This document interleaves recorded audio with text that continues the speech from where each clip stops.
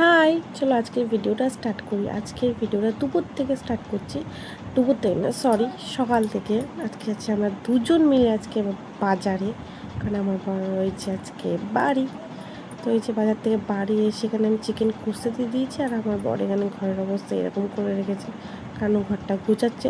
তারপর আমি স্নান টান কমপ্লিট করে চলে এসেছি। আর তোমরা কি দেখছো? তোমরা কিন্তু আমার ভিডিওটা তোমাদের সামনে গেলে অবশ্যই একটা ঘটনামূলক কমেন্টস রেখে যাবে, পারলে একটা লাইক করে দেবে, ভিডিওটা ভালো লাগবে একটা শেয়ার করে দেবে। আর আমি সেই কমেন্টের ভিত্তিতে তোমাদের প্রোফাইলে গিয়ে তোমাদের ভিডিওতে একটা ঘটনামূলক কমেন্ট করে আসবো। ফেসবুক কিন্তু অ্যাক্টিভ বন্ধুদেরই এঙ্গেজমেন্ট দেয়, তাই ভিডিও সামনে গেলে অবশ্যই একটা করে কমেন্টস রাখার চেষ্টা করবে, এতে খুব ভালো হবে। তো এখানে আমি একটু বসে বসে এডিটিং করে নিচ্ছিলাম, আমার ভিডিওতে ভয়েস ওভার দিচ্ছিলাম।